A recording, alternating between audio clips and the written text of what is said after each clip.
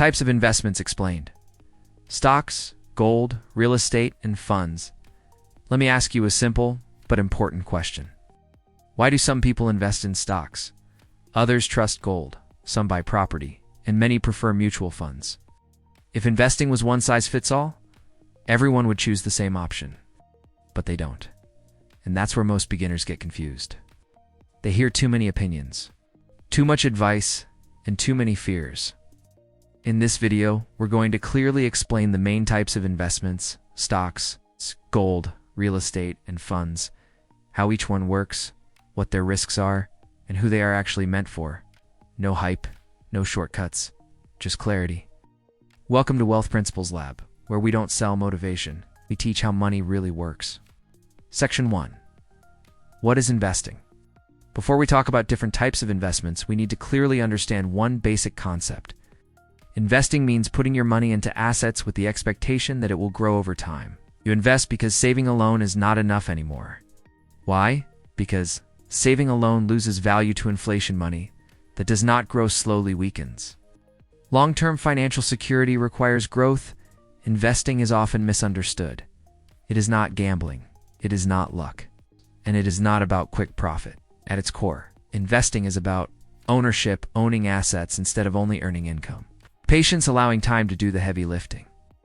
Discipline, staying consistent, even when emotions fluctuate time, letting compounding work in your favor. Different investments simply offer different paths for money to grow. The key is understanding those paths. Section 2.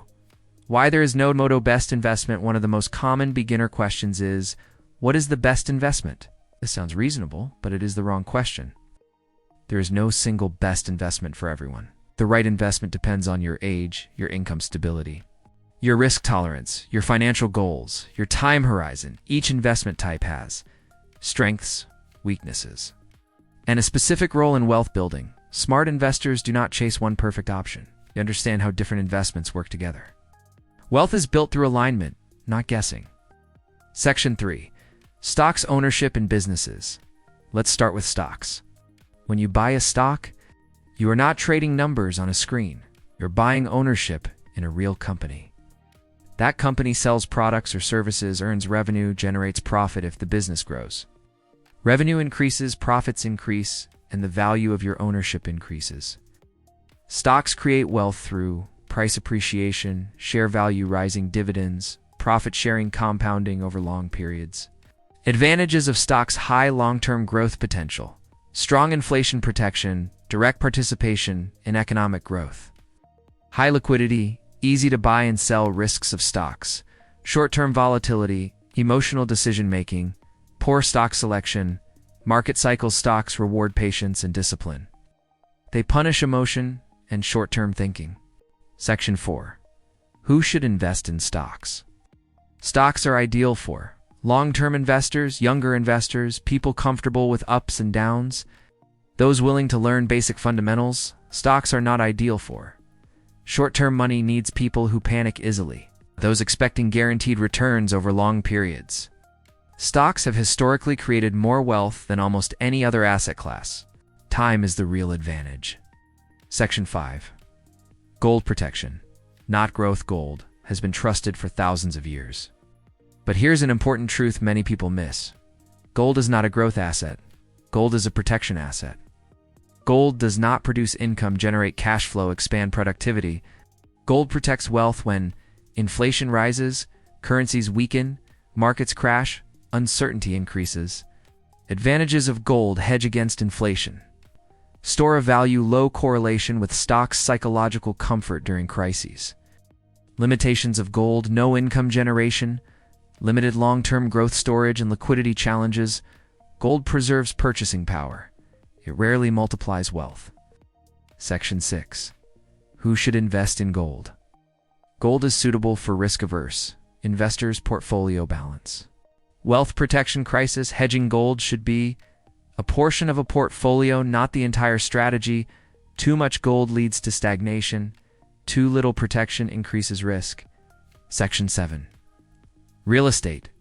Tangible wealth. Real estate is one of the most popular investments worldwide. Why? Because it is Physical, visible, familiar, tangible real estate creates wealth through rental income, property appreciation, leverage using borrowed money wisely, advantages of real estate, potential for passive income, inflation protection. Leverage benefits, tangible asset ownership, risks of real estate, high entry cost, low liquidity. Maintenance expenses, market cycles, real estate rewards, long-term thinking, and disciplined management. Section 8. Who should invest in real estate? Real estate is ideal for long-term investors, people seeking regular income, those comfortable with management, investors with capital access. Real estate is not ideal for short-term needs, people needing liquidity, those without emergency funds. Real estate builds stable. Section 9.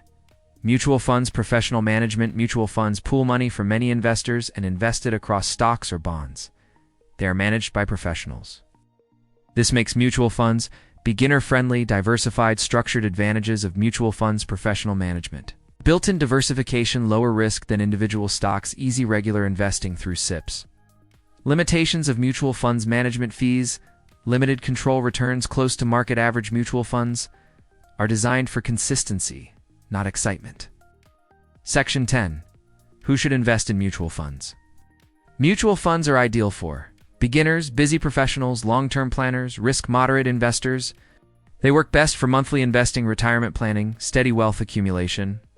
Mutual funds make investing accessible without deep market expertise. Section 11.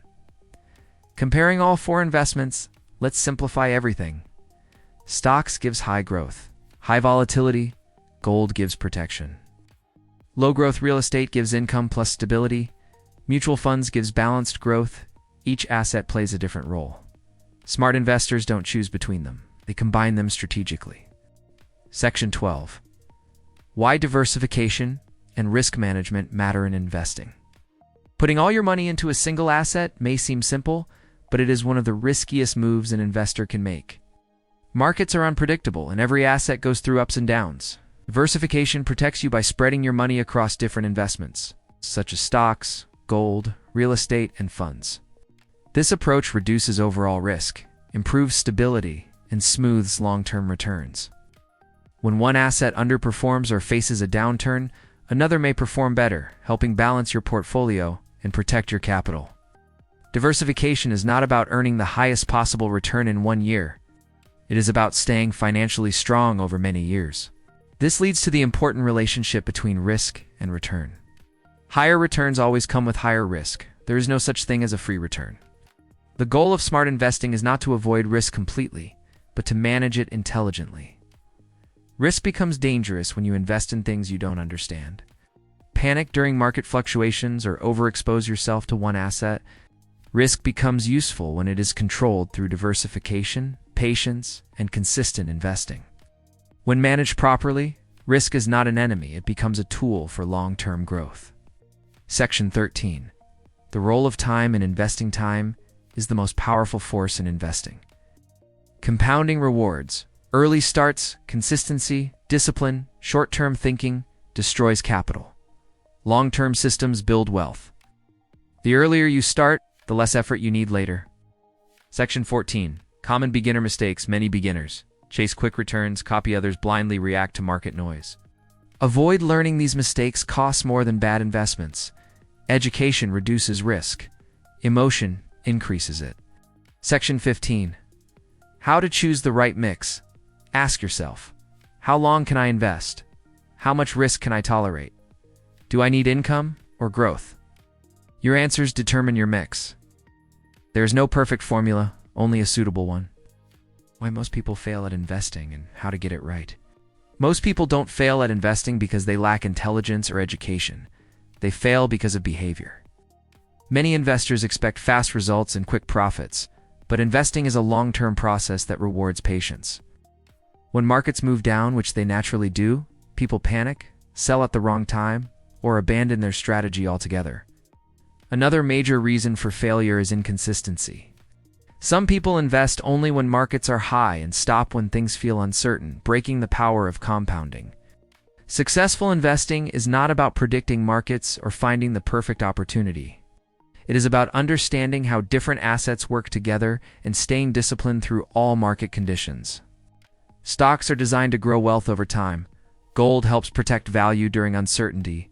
Real estate adds stability and income. And mutual funds simplify the process through diversification and professional management. There is no perfect investment that works in every situation. What truly matters is having the right understanding, a clear strategy, and the patience to stick with it. Investing rewards consistent behavior far more than intelligence, and those who respect time and discipline are the ones who succeed. When you understand how each investment works, you stop guessing and start building. This channel Wealth Principles Lab exists to replace confusion with clarity. If you want clear investment education, longtermwealththinking.com, intelligent finance content, subscribe to Wealth Principles Lab, because money grows best when it is understood.